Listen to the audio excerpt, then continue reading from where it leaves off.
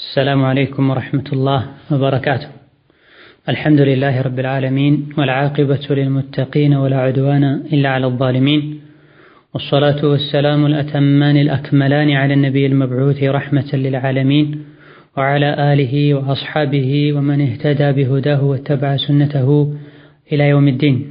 أما بعد، يلة أهود صفر 13 1438 የተለያዩ ነጥቦችን የምንዳሰስበት ፕሮግራም ሲሆን ዛሬ በአላህ ፈቃድ የምንዳሰሰው በዘመኑ ያሉ ሰዎችን ሁሉንም ወንዱንም ሴቱንም ሕፃኑንም አዋቂውንም የሚመለከትና ብዙ ሰዎች የተፈተኑበት የሆነን ጉዳይ ሲሆን ይኸውም የስልክ ስነ ስርዓት ወይም ደግሞ የስልክ አደብ የሚል ይሆናል። እነሆ ስልክ ሁላችንም እንደምናውቀው ከተወሰኑ ዓመታት ጀምሮ የሁላችንም ቤትና እጅ ላይ ይገኛል። አንድ ብቻ ሳይሆንም አንድ ቤት ላይ በርካታ ቁጥር ያለው ስልክ ይገኛል። እነሆ ስልክ በርካታ ጥቅሞችና አገልግሎቶችን የሚሰጥ አላህ ተባረከ ወተዓላ በአግባቡ ከተጠቀሙት ለሰው ልጆች ከሰጣቸው ኒዕማዎች መሃል አንዱ ሲሆን ያለ አግባብ የተጠቀሙት እንደሆነ ደግሞ አላህን ከሚያስቆጡና አኺራ ላይም ቅጣት ከሚያስከትሉ ነገሮች መሃል አንዱ ይሆናል። በስልክ የምናገኛቸው እጅግ በጣም በርካታ ጥቅሞች አሉ፣ ሁሉም የሚያውቃቸው። ዝምድናን መቀጠል እንችላለን፣ የታመመን ሰው መጠየቅ እንችላለን። በተለይ ደግሞ ሩቅ ያሉና ሄደን ማግኘት የማንችላቸው ወይም ደግሞ ሄደን መጠየቅ የሚከብደን የሆኑ ቅርብም ይሁን የሩቅ ዘመዶችን መጠየቅ የምንችልበት መንገድ ነው። በተለያዩ የደስታም ይሁን የሐዘን አጋጣሚዎች ሰዎችን ምናጽናናበት አሊያ ደግሞ ደስታቸውን ምንካፈልበት መንገድ ነው። እንደዚሁ ደግሞ የተለያዩ የራሳችንም ይሁን የሌሎችን ሰዎች ሐጃ ምናስፈጽምበትም መንገድ ነው። ከዚህ ሁሉ አልፎ የተለያዩ ውሎች የሚፈጸሙበት አሊያ ደግሞ ውሎችን ለመፈራረም መንገድ ምናመቻችበት መስመር ነው። የተለያዩ ችግሮችና የቀልብ መሰበሮች የደረሱባቸው ሰዎችንም ደውለን በአካል ሄደን ከጎናቸው ባንሆን በተለያዩ ወቅቶች እየደወለን አይዞህ ምንልበት ምናጽናናበትና በመንፈስ ከነሱ እንደሆነን ምንገልጽበት መንገድ። በዘመኑ ደግሞ አላህ የወፈቃቸው ሰዎች ብዙ ሳይለፉና ሳይደክሙ ከቤታቸው ቁጭ ብለው ዒልም የሚማሩበት አጋጣሚም ጭምር ሆኗል። ይህና ሌሎችም በርካታ ጥቅሞች ያሉት ከመሆኑም ጋር ነገር ግን ከዚህ የማይተናነስ ፊትና አደጋና ሙሲባንም እያስከተለ ይገኛል። ብዙ ሰዎች የስልክ ሱሰኛ ሆነዋል። ከስልክ ጋር ተያይዘው የሚመጡ የኔትና የመሰል ነገሮች ተጠቂና ሰለባ ሆነዋል። ሞባይሎች ላይ ባሉ ካሜራዎች ምክንያት ብዙ ነውሮች ወጥተዋል። የአላህ ድንበር ተጥሷል። በሞባይል ምክንያት ብዙ ትዳሮች ፈርሰዋል። ብዙዎችም ተናግተዋል። በሞባይል ምክንያት በርካታ አማናና ኃላፊነት የተጣለባቸው ሰዎች አማናቸውን በልተዋል፣ አሊያ ደግሞ በአግባቡ መወጣት ተስኗቸው አልፎ ሁሉ አኺራቸውን የዘነጉ አላህ ዋጅብና ግዴታ ያረገባቸውን ነገሮችን ቸላ ያሉ ሰዎች አሉ። ዚክራቸውም ቁርአናቸውም ዋና ስራቸውም ሞባይል ሆኗል። ቀን ላይም ስልክ ማታም ስልክ፣ ገና ከእንቅልፋቸው እንደነቁም ስልክ፣ ሲተኙም ከስልክ ስራቸው ባህሪያቸው ወስፋቸው ይህ የሆነ ብዙ ሰዎች አሉ። በመሆኑም ትኩረት ሊሰጠው ልንነጋገርበት መፍትሄ ልናበጀለት ይገባልና በዚሁ ረገድ ከሚረዱ ነገሮች መሃል አንዱ የስልክ አጠቃቀም በሸሪዓ ምን መምሰል አለበት፣ ልንጠብቃቸው የሚገቡ አደቦች አሉ፣ ልንጠነቀቃቸው የሚገቡ ነገሮች አሉ። እነሆ በሸሪዓችን ሁሉም ነገር አደብና ገደብ አለው። አደቡን ከጣሰ ከገደቡ ካለፈ አላህ ዘንድ ያስቀጣል፣ ሰዎች ዘንድም ያስገምታል። ሸሪዓችን ከአላህ ዘንድ የተደነገገ እንደመሆኑ መጠን ምንም እንኳ በየዘመኑ አዳዲስ ነገሮች ቢፈጠሩ ሸሪዓችን መልስ ሰጥቷል። ዘመናዊ የሆኑ ነገሮች በሰሐቦችና በታቢዒዎች ከዛም በፊት በነብዩ ዘመን ከነበሩ ክስተቶች ጋር በማስተሳሰርና በማያያዝ ይህ ከዚህ ጋር ይመሳሰላል፣ ይህ እዚህ ውስጥ ይገባል እያሉ ዑለሞች መልስ ሰጥተዋል። ዑለሞች ቁርአን ሐዲስን አገላብጠው የሰሐቦችን ንግግር አጥንተው መልስ ያገኙለታል። ማ ፈረጥና ፊል ኪታብ ሚን ሸይ ተብሎ ሸሪዓ ውስጥ ምንም አልጎደል። በምንም ነገር ስሜታችንን ተከትለን ልንሄድ አይገባም። ስንበላ እንዴት እንደምንበላ፣ ስንጠጣ እንዴት እንደምንጠጣ፣ ስንተኛ እንዴት እንደምንተኛ፣ ስንለብስ እንዴት እንደምንለብስ፣ አልፎ ሁሉ ሽንት ቤት ስንገባ በምን መልኩ ምን ብለን መግባት እንዳለብንና ምን ብለን እንዴት ብለን መውጣት እንዳለብን ሸሪዓችን አስተምሯል። አንተ ሙስሊም ሆይ አንገትህን ቀና አድርግ፣ በዲንህ ኩራ። የሚያኮራና የሚያስደስት ዲን ነውና ያለህ። ነገር ግን አለማወቃችን፣ ግዴለሽ መሆናችን ሌሎችን እንድንከተል የያዝነውን እምነት ደረጃውን እንድንዘነጋ ያደርገናል። ነጮች ያደረጉት ሁሉ መልካም የሚመስለው፣ ነጮች የተዉት ሁሉ ጉድለት የሚመስለው ብዙ አለ። እነሆ ስልክን የሰሩት ምንም ነጮች ቢሆኑ አብዛኞቻቸው አኺራን የዘነጉ ሰዎች ቢሆኑም እኛ ተቀበለን መልካም ጎኑን አላህን በሚያስደስት ለዲናችንም ለዱንያችንም በሚጠቅም መልኩ ልንጠቀመው ይገባል። መጥፎ ጎኑን ደግሞ ልንጠነቀቀው ይገባል። እነሆ ሸሪዓችን ለሁሉም ነገር አደብ አስተምሯል። የአደብ ጉዳይ ሊያሳስበን ይገባል፣ ሊያስጨንቀን ይገባል። አደብ ከሌለን ስርዓተ አልባ ከሆነን መስገዱም መጾሙም ሰደቃ መስጠቱም መማሩም ብዙም ላይፈይድ ይችላል። ምክንያቱም አደብ በጎደለው አንዳንድ ንግግራችንና ተግባራችን የሰራነውን መልካም ስራ ምንዳ ልናጣ እንችላለን። ለመሆኑም ደጋግ ቀደምቶች ከምንም በፊት አደብን ይማሩ ነበር፣ ስነ ስርዓትን ይማሩ ነበር። ኢማም አሕመድ ረሒመሁላህ ተዓላ ሊያስተምሩ ሲቀመጡ በብዙ ሺዎች የሚቆጠሩ ሰዎች ቁጭ ብለው ደርስ ይማሩ ነበር። ከዛ ውስጥ ግን ቋሚ ተማሪ ሆነው ደፍተር ይዘው ማስታወሻ ይዘው ይማሩ የነበሩት 500 ብቻ ነበር። ከዛ ውጭ ያሉት በሺዎች የሚቆጠሩ ሰዎች ከኢማም አሕመድ አደብን ይማሩ ነበር። እንደዚሁ ደጋግ ቀደምቶች ልጆቻቸውን ወደ ዑለሞቻቸው ሲልኩ ሂድ እገሌ ከሚባለው ዓሊም ተማር፣ ከትምህርቱ ከዕልሙ በፊት ግን ከሱ አደብና ስነ ምግባርን ተማር ይሉ ነበር። ከታቢዒዎች መሃል አንዱ እኛ ከብዙ እውቀት ይልቅ ብዙ አደብና ስርዓት ያስፈልገናል፣ ሌላውም እንደዚሁ ዕልም ያለ አደብ አይጠቅምም ይላል። ወሩዊየ አነ ነቢዩ ሰለላሁ ዐለይሂ ወሰለም ቃለ አደበኒ ረቢ ፈአሕሰነ ተዕዲቢ፣ አላህ አደብ አስተምሮኛል አደቤንም አሳምሮልኛል እንዳሉ ከነቢዩ ሰለላሁ ዐለይሂ ወሰለም ተዘግቧል፣ ተነግሯል። ነው የአደብ ነገር ትኩረት ልንሰጠው ይገባል። ንግግራችን አደብ ሊኖረው፣ አበላላችን አደብ ሊኖረው፣ ውሏችን በአጠቃላይ አደብ ሊኖረው ይገባል።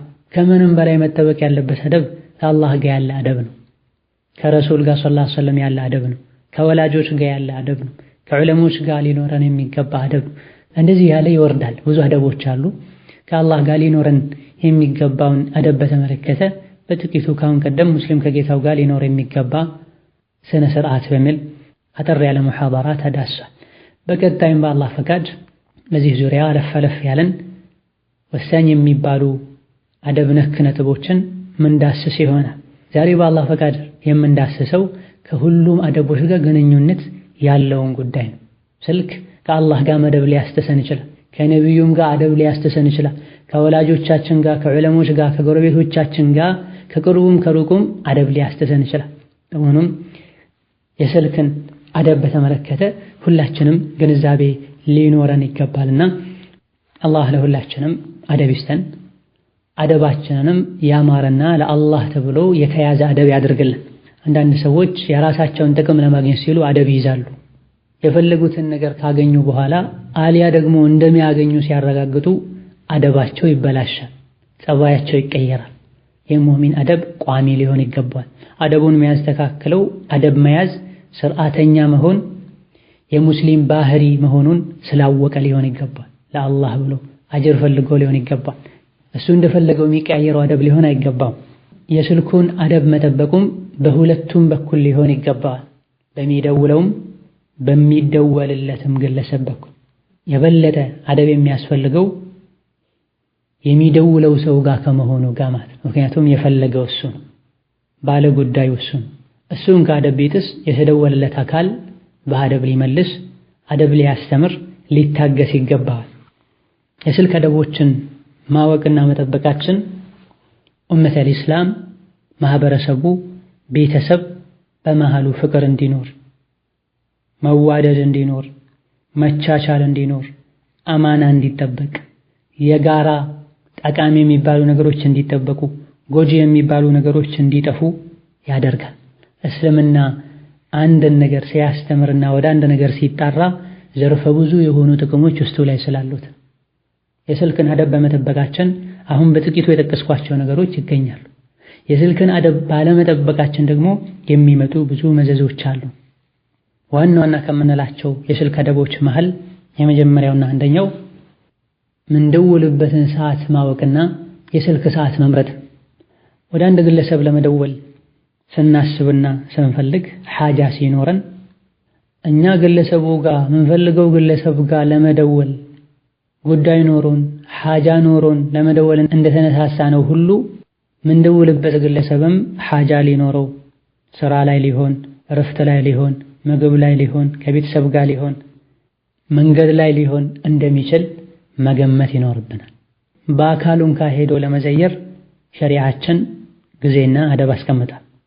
ከቤቱ ተነስቶ ረጅም መንገድ ተጉዞ የሚፈልገው ግለሰብ ቤትን ሲያንኳኳ አሁን ሰው መቀበልና ማስተናገድ አልችልም ተመለስ ቢባል መመለስ እንዳለበት ሸሪዓችን አስተምሯል። ይሄም ቁርአን ላይ ሰፍሯል።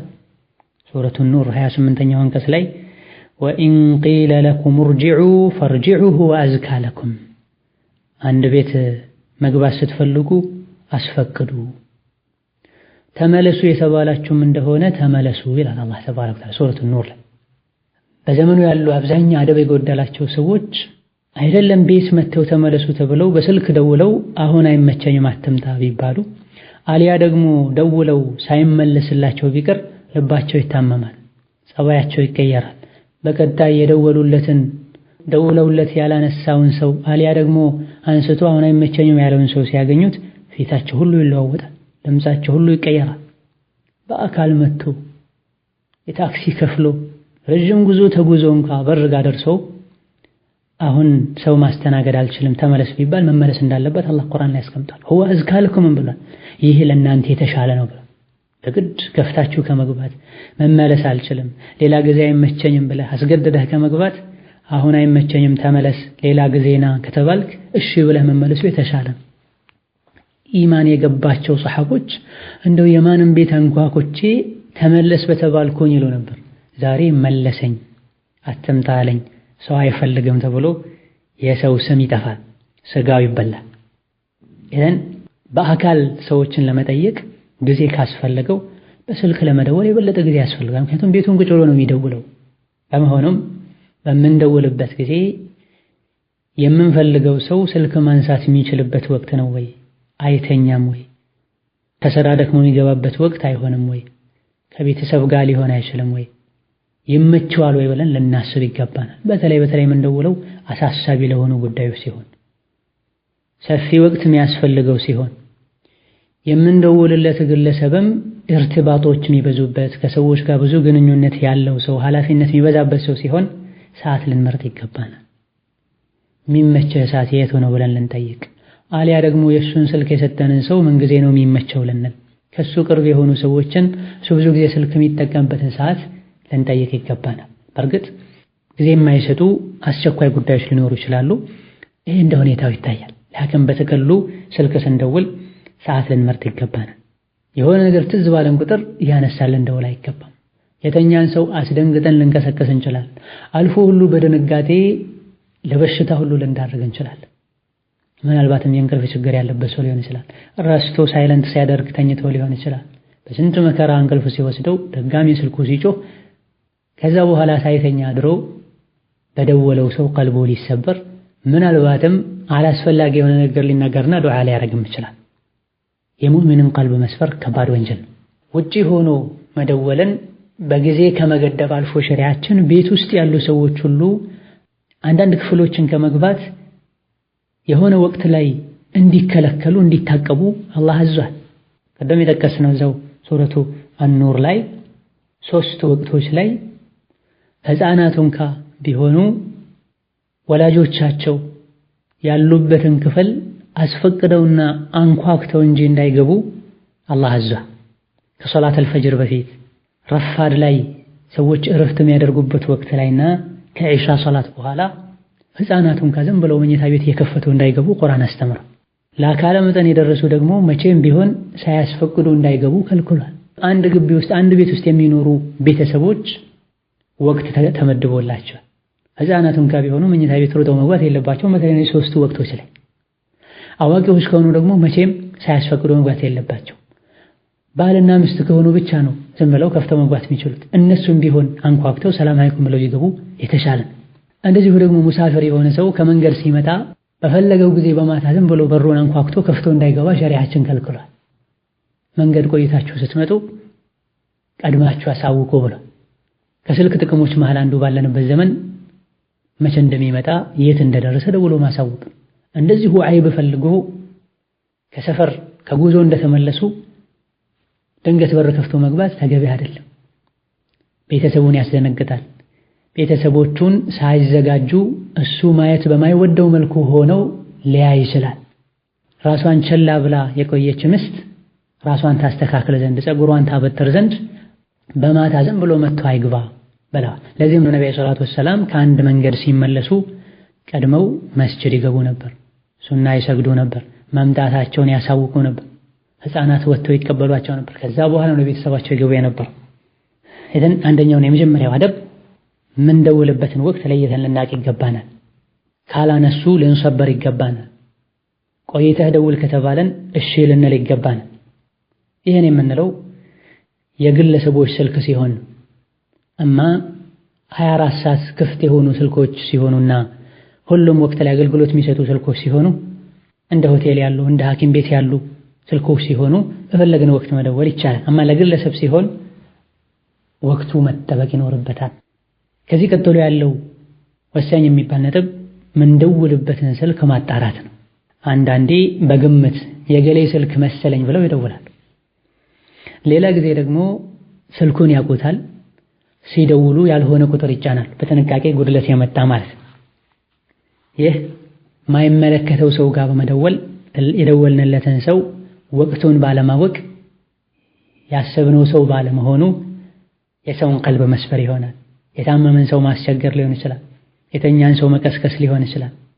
መጥፎ ከሆነ ሰው ጋር ለመገናኘት በር የሚከፍትም ሊሆን ይችላል።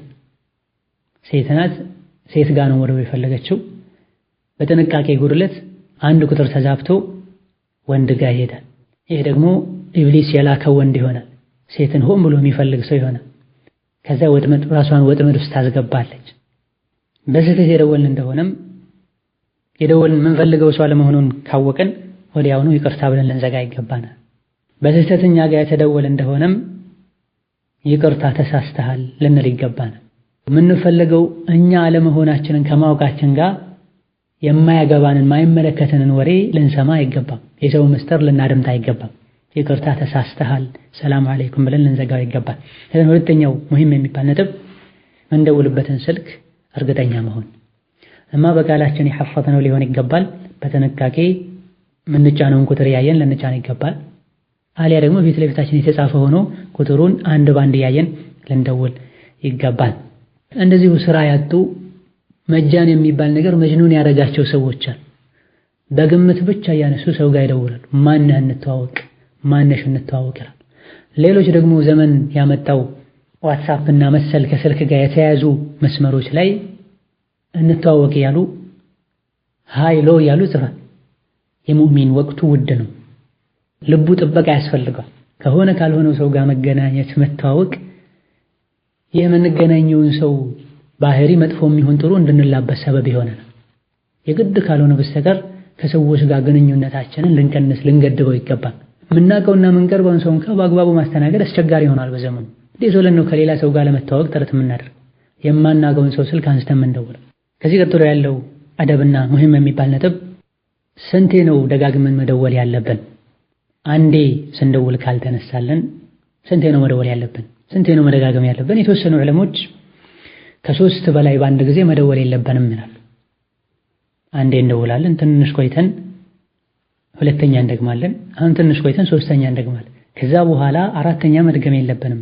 ሌላ ሰዓት ጠብቀን ቆይተን መደወል አለብናል። ምክንያቱም የስልክ አደብና ስነ ስርዓት የሰውን በር ከማንኳኳት ጋር የተያያዘ ነው። የሰው ቤት ለመግባት ከማስፈቀድ ጋር ተቀራራቢ ነው። የሰው ቤት ስትገቡ አንኳኩ ተብሏል። ስታንኳኩ በጣታችሁ በጥፍራችሁ ጫፍ ይሆን ተብሏል በሱናው መሰረት። ሰሐቦች እንዳሉት ኩና ነቅረዑ አብዋበ ረሱሊላሂ ሰለላሁ ዐለይሂ ወሰለም ዐላ አልአዛፊር፣ የነቢዩን ሰለላሁ ዐለይሂ ወሰለም በርና አንኳኳ የነበረው በጣታችን ነው። እንደዚህ ደግሞ ሲያንኳኩም ከበሩ ፊት ለፊት ይቆሙ እንዳልነበረ ወደ ግራ ወደ ቀኝ ይሉ እንደነበረ ተነግሯል። በሩን በሙሉ እጃቸው ወይም በቦክስ አይደበድቡም ነበር። አሊያ ደግሞ ድንጋይና ብረት ነገር ፈልገውም በሩን አይቀጠቅጡም ነበር። በእግሩም ይረግጣል። ከሩቅ ሲመጣ ጀምሮ ድንጋይ ይዞም ይመጣል። በሁለት እጁ በተራራም ይደበድባል። ይሄ አደብ አይደለም። ወሀከዛ ስልክም ላይ ሶስቴ ሊሆን ይገባዋል። የተወሰኑ ዑለሞች በርን አስፈቅዱ የተባለው ከበር በስተጀርባ ሊታይ የሚችል ነገር ስላለ ነው። አንዴ ሲንኳኳ ሰዎች ተንኳኳ እንደ ይላሉ፣ ሁለተኛ ሲንኳኳ መንኳኳቱን ያረጋግጣሉ፣ ሶስተኛ ሲንኳኳ መስተካከል ያለበትን ነገር አስተካክለው ሄደው ይከፍታሉ። ስልክ ላይ ግን ከጀርባው የሚታይ ነገር የለም። በር በድንገት ተከፍቶ ቢገባ ብዙ ነውሮች ሊታዩ ይችላሉ። የሰው ዐውራ ሊታይ ይችላል። ስልክ ላይ ይህ ዒላና ሰበብ ስላሌለ ቅያስ አይደረግም። ኢነማ ጁዒለ ልእስቲእዛኑ ሚን አጅሊል በሰር፣ ማስፈቀድ የተደነገገው ሳያስፈቅዱ የገቡ እንደሆነ ሳያንኳኩ የገቡ እንደሆነ አይን ማየት የሌለበትን ነገር ስለሚያይ ነው። ስልክ ላይ ይህ ስላሌለ የፈለገውን ያክል መደወል ይችላል ያሉ ዑለሞች አሉ። ሆኖም በላጩ ወላሁ ተዓላ አዕለም በዊትር በሶስት ማቆሙ የተሻለ ነው፣ በአንድ ጊዜ ማለት ነው። ከዚህ በላይ መደወል ካስፈለገም ቀስ እያሉ አለፍ አለፍ ያሉ ሊሆን ይገባዋል። አዳ በማያደርግ ሰውን በማያስጨንቅ መልኩ ያላነሳው ጉዳይ ቢኖረው፣ ያላነሳው ባይመቸው፣ ያላነሳው የባሰ ሐጃ ላይ ቢሆን፣ ስልኩ ሳይለንት ቢሆን ቆይቼ ልደውል ሰብር ልንማር ይገባል። ካልተነሳለት የሚገነፍል ሰው አለ፣ የሚታመም ሰው አለ። በአካል ሁሉ መጥቶ ያላነሳውን ሰው ትርፍ ቃል የሚናገር ስልኩን ያወጣኸው ለምንድን ነው? ኩራት አለብህ፣ ራስን ከፍ ከፍ ታደርጋለህ፣ አዑዙ ቢላህ ብዙ ነገር ይላሉ ሰዎች። እንደው የእሱን ስልክ ጠብቆ ከመመለስ ውጪ ሌላ ስራ የሌለው ይመስላቸዋል። አቅላቸው ገና ማደግ የሚጠበቅበት ብዙ ሰዎች አሉ። በደቂቃዎች ውስጥ ደጋግሞ መደወሉ የተደወለትን ሰው ኢዝዓጅ ያደርጋል፣ ሰላም አይደለም እንዲል ያደርጋል፣ የሚደውለውንም ሰው እንዲጠረጠር ያደርጋል። አንዳንዴ 10 ጊዜ 10 ምናምን ጊዜ ይደውላሉ። ተነስቶ አቤት ምንድነው ሲባል አይ ሰላም ነው ብለህ ብዬ ነው። በምን ጉዳይ ፈልጎኝ ነው? ምን ተከሰተ? ቤተሰብ ምን ሆነ? ምን አጠፋሁበት ብሎ ተጨንቆ ሲያነሳ ይሆናል። ኢማም አሕመድ ረሒመሁላህ ተዓላ የሆነ ሰው ቤታቸውን አንኳኳ፣ በኃይል ተንኳኳ። ከበሩ ጋር ደርሰው ግለሰቡ ማንነቱን ሲያውቁ ይህ የፖሊስ አመታት ነው አለ። ከጀርባው ሌላ ነገር ያለ ሰው ሲሆን እንደዚህ የሚያደርገው። በእርጋታ ቀስ ብለን ጊዜዎችን እየጠበቀን ልንደጋግም ይገባናል። በሶስት ማቆሙ የተሻለ ነው። አስፈላጊ ከሆነና ከዛ በላይ እንድንደውል የሚያደርገን ضروري ጉዳይ ካለም አለፍ አለፍ ያለን ቀስ ያለን ሊሆን ይገባል። ከዚህ ቀጥሎ ያለው አደብ የሞባይል ጥሪን ድምፅ የሚመለከት ይሆናል። ይህ እጅግ በጣም አሳሳቢ የሆነ ብዙዎችን የሚያስገምት ነጥብ ነው። አደብ የተሞላበት የሚያስከብር ልብስ ለብሶ ሸኽሲያውን ፕሮቶኮሉን ጠብቆ ቁጭ ባለበት በድንገት የሆነ ሰው ይደውላል። ኪሱ ላይ ከያዘው አሊያ ደግሞ ቦርሳዋ ላይ ከያዘችው ስልክ የሚወጣው ድምፅ ግን የግለሰቡን ማንነት በቀላሉ ቁጭ ያደርጋል። አንዳንዴ የሰዎችን ሸኽሲያ ውጫዊ ገጽታቸውን በማየት ሰዎች ሰማይ ይሰቅሏቸዋል። ሌላ ጊዜ ደግሞ ውጫዊ ሸኽሲያቸውን አለባበሳቸውን በማየት ዝቅ ያደርጓቸዋል።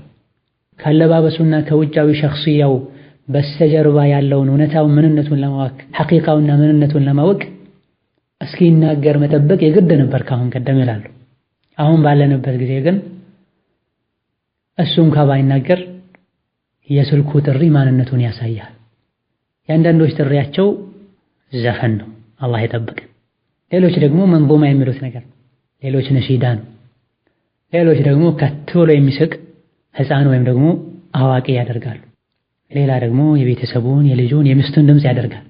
አንዳንዶቹ ዶሮ ሲጮህ ያደርጋሉ፣ ሌሎች ውሻ ሲጮህ ያደርጋሉ። ማይሰማ ጉድ ማይታይ ዐጀብ የለም። ከጥሪው ጋር ምንም የለንም። ጥሪው ሰው ደውሏል ስልክህን አንሳ ብቻ መልእክት ነው። ቁርአንም ልታደርገው አይገባም፣ የቁርአንን ክብር ይነካል። ቁርአኑ መቆም የሌለበት ቦታ ላይ ልታቆመው ትችላለህ፣ ማዕናው ይቀየራል። አሊያ ደግሞ መጀመር ከሌለበት ቦታ ሊጀመር ይችላል። ሌሎች አዛን የሚያደርጉ አሉ።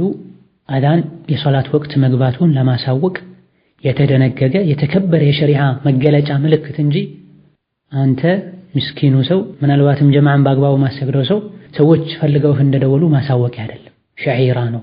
ወመን ዩዐዚም ሸዓኢረ አላህ ፈኢነሃ ሚን ተቅወል ቁሉብ ተብሏል። አላህን እንድናስታውስ የሚያደርገን ነገር የሸሪዓ መገለጫ የሆኑ ነገሮችን ያከበረ ልቡ ውስጥ የአላህ ፍራቻ እንዳለ መገለጫ ነው ተብሏል። እነዚህ የሸሪዓ መገለጫ የሆኑ አላህን እንድናስታውስ የሚያደርጉን ነገሮችን ያዋረደ ዝቅ ያደረገ ያረከሰ ልቡ ላይ አላህ ፍራቻ እንደሌለ ያሳያል። አንዳንዱ ኢማን ሊመስለው ይችላል። ጥሪን ቁርአን ማድረግ፣ ጥሪን አዳን ማድረግ አይደለም፣ የጅህልና ውጤት። አንዳንዴ ስልካቸውን ይዘው ሽንት ቤት ይገባሉ። ሽንት ቤት ቁጭ ባሉበት ቁርአን ይቀራል፣ ስልኩ ይደወላል፣ አዳን ይላል። እነዚሁ ከዚህ የማይተናነሰው የተለያዩ የሶላት ወቅት የሚያስታውሱ ሶፍትዌሮችን የአዳን ሶፍትዌር ስልካቸው ላይ ጭናሉ። የሶላት ወቅት ሲቀርቡ ሽንት ቤት ከገቡ ድንገት ሽንት ቤት ሆነው አዳን ይወጣል። ወይም አለመጫን ነው። የጫኑ እንደሆነም ሽንት ቤት ሲገቡ ቀደም ብሎ ሳይለንት ማድረግ።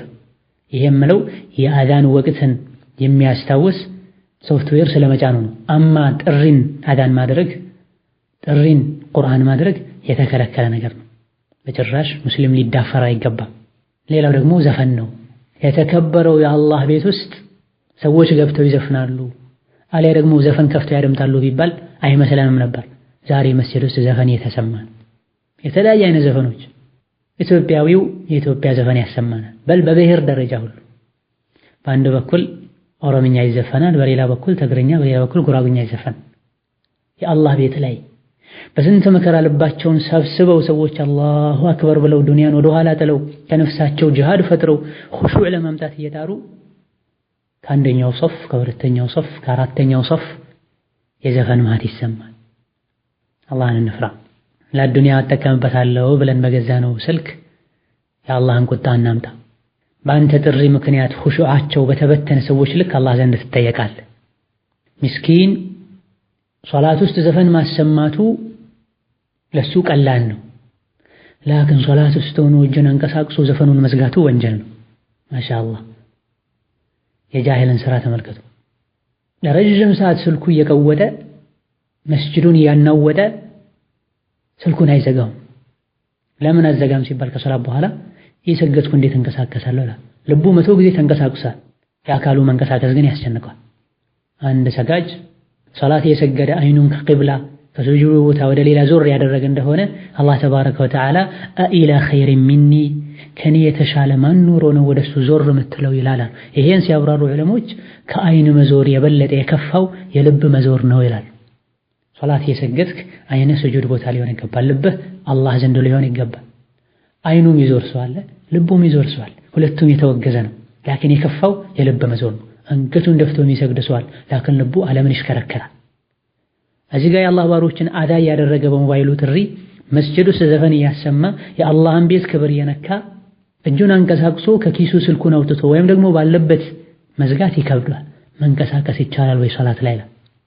የስንቱን ልብ አንቀሳቅሷል። የራሱ ልብም ተንቀሳቅሷል። የደወለው ማን ነው? ለስራ ፈልጎኝ ነው? ከቤት ነው ወይስ ባለቤቴ ናት? አልፎ ሁሉ ሐራምም ሊሆን ይችላል የተደወለው። ዘመን ያመጣው ቦይፍሬንድ ገርል ፍሬንድ የሚሉት ሐራም አለ። ልቡ ሌላ ዓለም ይሄዳል። የደወለችው እሷ ናትም ሊል ይችላል። የሚያሳዝነው የሚሰግዱ ሰዎችም ይሄን ያደርጋሉ። አላህ ወደሱ ይመልሰን። ይህ ሙሂም የሚባል ነጥብ ነው። ጥሪህን ኖርማል ጥሪ አድርገው። ስልክ እንደተደወለ የሚያሳውቅ ስልኩ ላይ ያሉ ዘፈን የሆኑ ድምጾችንም ጥሪ አታድርግ። ከውጪ ዘፈን አስጭነህም ጥሪ አታድርግ። ማሻአላህ ኸይር መስሎ ደግሞ አዳንና ቁርአን ዳዕዋ ሙሐደራም ጥሪ አታድርግ። አንዳንድ ቁርአን ያልሆኑ አዛን ያልሆኑ ዘፈን ያልሆኑ ኖርማል የሞባይሉ ጥሪ ያልሆኑ ምክር ሊሆኑ ይችላሉ የምትላቸው ድምጾችን ልታደርግ ትችላለህ። ላኪን የማይመከርም ተገቢ አይደለም። ብዙ ጊዜ ደግሞ እንደተባለው መካሪ አይደለም። ከ3 ከ4 ቀን በኋላ ሰዎች ይረሱታል። ስለዚህ በጥቅሉ ጥሪ እንደመጣልህ የሚያሳውቅ ምንም አይነት መዘዝ የሌለው የሆነን ጥሪ አድርግ። ሌሎች ደግሞ ከዚህ ተቀራራቢ የሆነው ሰው ሲደውልላቸው እስኪያነሱት ድረስ ዘፈን የሚያደርጉ ሰዎች አሉ። ቀደም ሲል ያየነው ሰው ሲደውልልን ከሞባይሉ ምንሰማውን ድምጽ በተመለከተ ነው። ባለንበት ጊዜ ደግሞ ተፈላጊው ጋር ሲደውል ተፈላጊው እስኪያነሳው ድረስ የሚሰማ ድምጽ አለ። ይሄንም አንዳንዶች ቁርአን ያደርጉታል፣ ሌሎች ዘፈን ያደርጉታል። ይሄም ተገቢ አይደለም። ቁርአን የወረደው ለዚህ አይደለም። ቁርአን አታድርግ። ቀደም እንዳልነው ቁርአኑ መቆም የሌለበት ቦታ ላይ ሊቆም ይችላል። አንተ ስታነሳው የሚደውልልህ ሰው በቁርአን ማያምንና ቁርአንን ማያከብር ሰው ሊሆን ይችላል። ቁርአንን አታርክሰው። ቁርአን የወረደው ሊቀራ ልናስተነትነው ልንሰራበት ነው። الناس ما دروا عنك ሰዎች የዱንያ ስካር ላይ ነው ያሉት።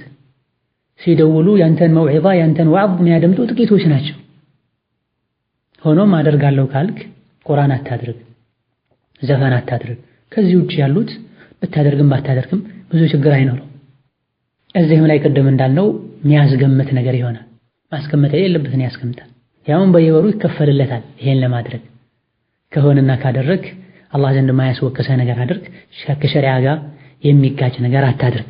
ሌላው ቀጥሎ ያለው ሙሂም የሚባል ነጥብ ስልክ ስንደውል የደወልንለት አካል እንዳነሳ መጀመሪያ መሰማት ያለበት ድምጽ አሰላሙ አለይኩም ሊሆን ይገባል።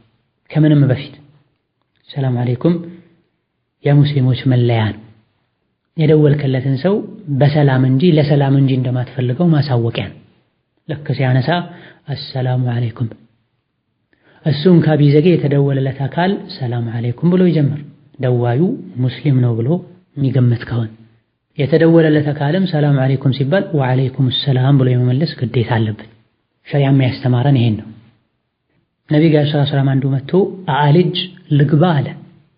ነብዩ ሰለላሁ ዐለይሂ ወሰለም አገልጋያቸውን ጠሩና ውጣና ይህ በር ላይ ላለው ሰው እንዴት ማስፈቀድ እንዳለበት አስተምረው። فقل له በለው قل السلام عليكم أدخل ቀድመህ ሰላም አለይኩም በልና ከዛ በኋላ ልግባ ወይ በለው አሉት ነብዩ ሰለላሁ ዐለይሂ ወሰለም። ነብዩ ኻዲሙን አገልጋያቸውን ሲያናግሩት ቀድሞ ሰምቶ አሰላሙ አለይኩም አድኹል አለ። ከውጭ የነበረው ሰው ሰላም አለይኩም ልግባ አለ። ይሄን ነብዩ ሰለላሁ ዐለይሂ ወሰለም አዎን ግባ አሉት። ሐዲሱን አቡ ዳውድ ዘግበውታል። ከዚህ እንደምንረዳው ከንግግር በፊት ሰላምታ መቅደም አለበት። ሰላምታውም የኢስላም ሰላምታ መሆን አለበት። ሁሉም ሰው የራሱ ሰላምታ አለው እንደ ዲኑ እንደ ባህሉ። የሙስሊሞች ሰላምታ አሰላሙ አለይኩም። ደዋዩ ቀድሞ ሰላም አለይኩም ሊል ይገባዋል።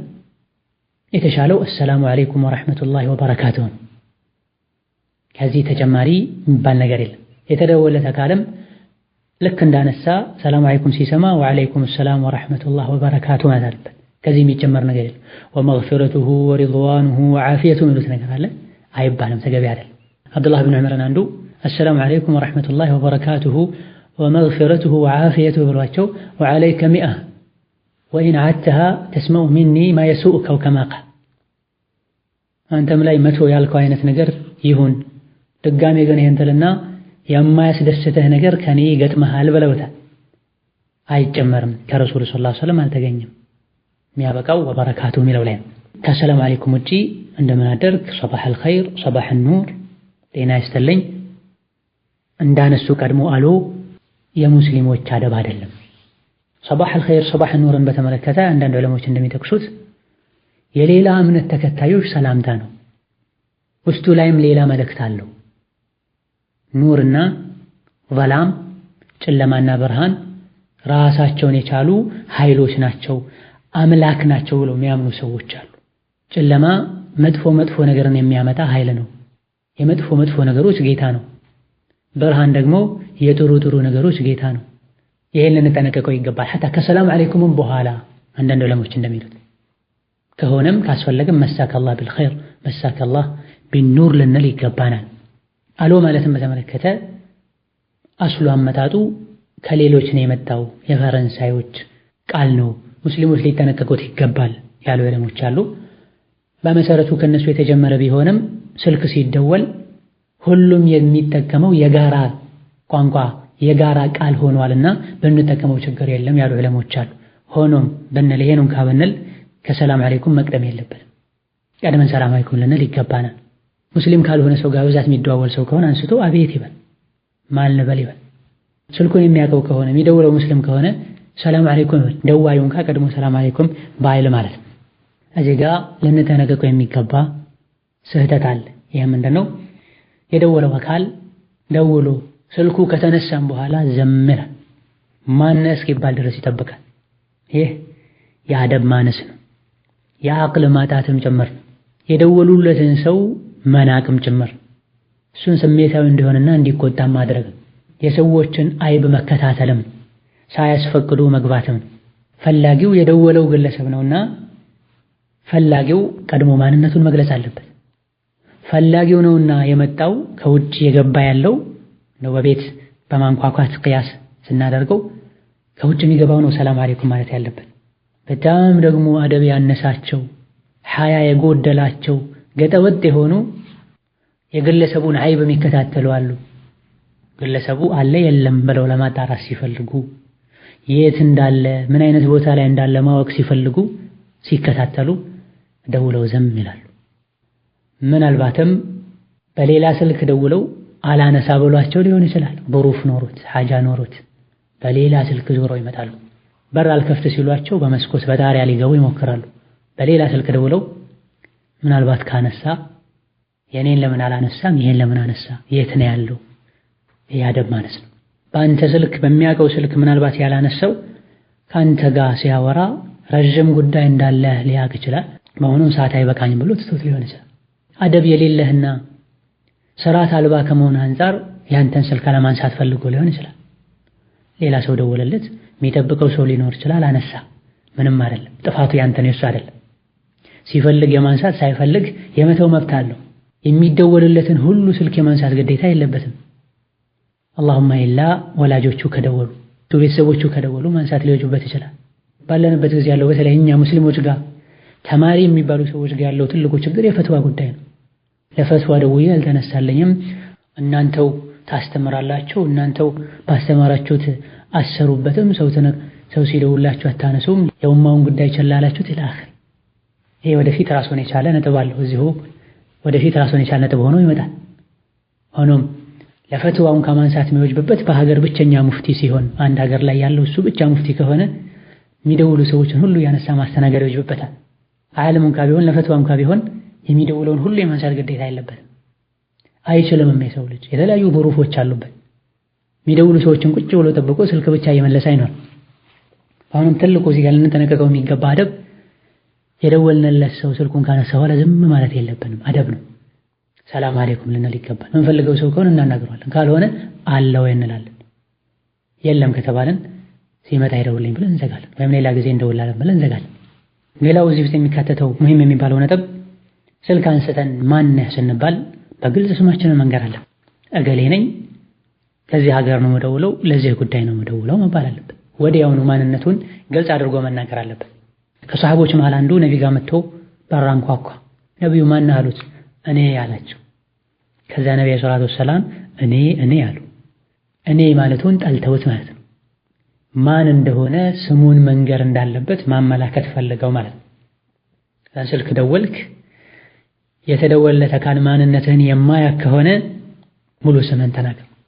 ያነሳው ሌላ ሰው ከሆነ እኔ ገሌ ነኝ፣ የስልኩ ባለቤት ጓደኛው፣ ጎረቤቱ፣ የሥራ ባልደረባው ነኝ፣ ደውሎ ነበር በሉልኝ ብለህ ዝጋ። ከባለ ስልኩ ቤተሰብ ጋርም ያልሆነ ወሬ ውስጥ አትግባ። ምናልባት አስቸኳይ መልእክት ካለህ ንገሩልኝ ብለህ አጭር መልእክት አስተላልፈህ ልትሄድ ትችላለህ።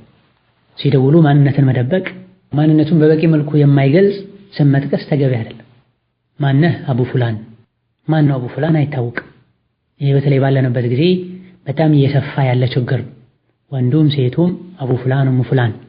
ደጋግ ቀደምቶች ዘንድ አቡ ፉላን ኡሙ ፉላን የሚባለው የሆነ ደረጃ ላይ ሲደርሱን አስተሳሰባቸው ሲያድግ ነው። ወንድ ለመባል የቤተሰብ ኃላፊ መሆን ሲበቁ ነው። ነዓም አንዳንዴ ህፃናት አቡ ፍላን ኡሙ ፍላን የሚባሉበት አጋጣሚ ይኖራል። ላኪን በዋነኝነት የተለመደው አንድ ሰው አቡ ፍላን የሚባለው አባት መሆን ሲችል ነው፣ በእድሜውም በአስተሳሰቡ። እንደዚሁ ደግሞ አቡ ፍላን ኡሙ ፍላን በሚሉበት ጊዜም የሚያከብር ቅጽል ስም ፈልገው ነበር አቡ ፍላን የሚሉት። ዛሬ አቡ ብርቱቃላ፣ አቡ ሙዝ የማይሉት ነገር የለም። አንዳንዴ የሚያሳፍር፣ አንዳንዴ የሚያሳዝን፣ ሌላ ጊዜ የሚያስገምትን። ሌላው እዚህ ጋር እንዳነጋጋሪ የሆነ ያለው ቢንቱ ከዳ ኢብኑ ከዳ ይላል። የፊተኛው አቡ ከዳ ነው፣ አቡ ፍላን። ይሄ በመሰረቱ ይቻላል፣ አንዳንዴ ሱና ሊሆን ይችላል። ላኪን ወቅት፣ አደብ፣ ሁኔታ አለው። ማንነትን ለመደበቅ ልንጠቀመው አይገባም። አቡ ፍላን ብለን ራሳችንን ምን ሰየመው የሚያውቁን ሰዎች ዘንድ ነው።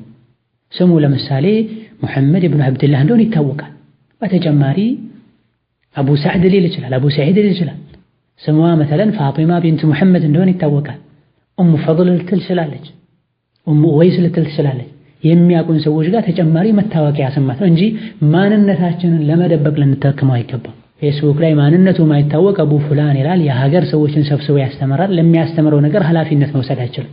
ማንነት ተብሎ ቢጠየቅ አይታወቅም። ማንነቱን መግለጽ አይፈልግም፣ ኃላፊነት አይወስድም ማለት ነው። ሐታ አንዳንዴ ስህተት ተሳስተው ሁሉ ሊመከሩ ሲጻፍላቸው ማነህ ሲባል አቡ ፍላን ስምህን ንገረኝ፣ ምን ፈለክ? ማንነትን ማወቅ ፈለግኩኝ። ማነህ አንተ? እንዲህ አይነት ንግግር የምትናገር ከየት ነው የመጣው? የት ነው የተማርከው? ኃላፊነት አይወስድም። ሴቷም እንደዚሁ። ሌላኛው ኢብኑ ፍላን ቢንቱ ፍላን። ሰዎች በመሰረቱ መጠራት ያለባቸው በአባታቸው ስም ነው። ወድዑሁም ሊአባኢሂም ተብሏል። ያለ አባቱ በሌላ ስም የተጠራ ከፍሯል ተብሏል።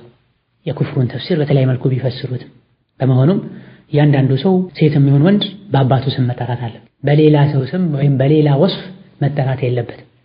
አላሁመ ኢላ በዚህ የሚታወቅ ከሆነ እንጂ ኢብኑ ተይሚያ መተለን ረሒመሁላህ ተዓላ፣ ኢብኑ ዑለያ እነዚህ መታወቂያቸውን የታወቁበት ነው።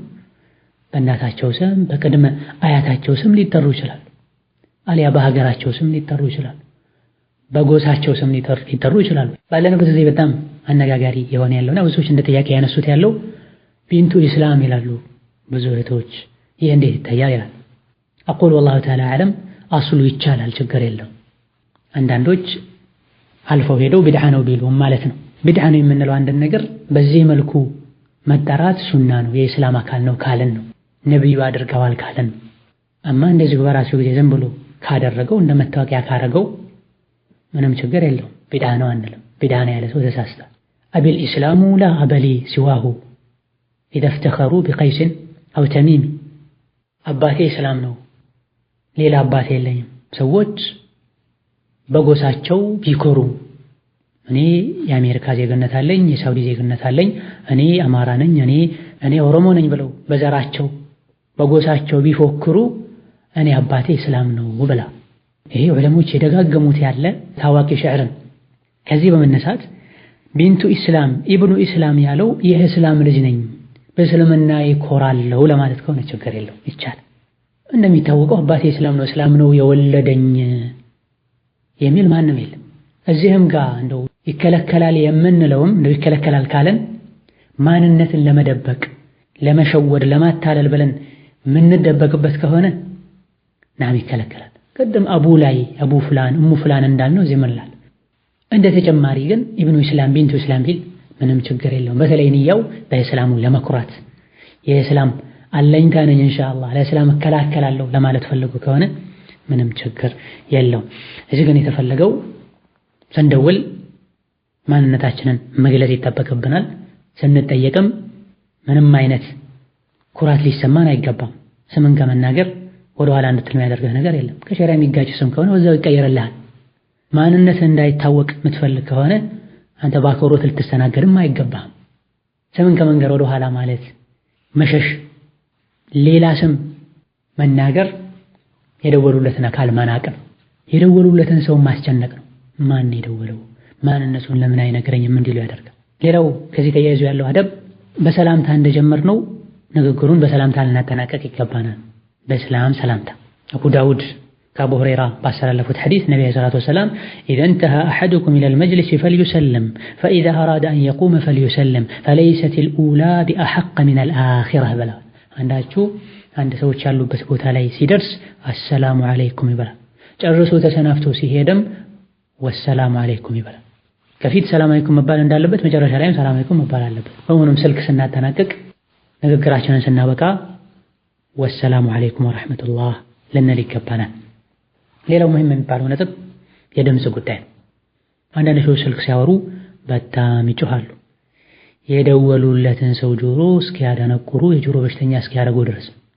ሌሎች ደግሞ ድምፃቸውን በጣም ዝቅ ያደርጋሉ የተደወለው ሰው እስኪጨናነቅ ድረስ፣ በተደጋጋሚ ድምፅ ጨመር እስኪል ድረስ።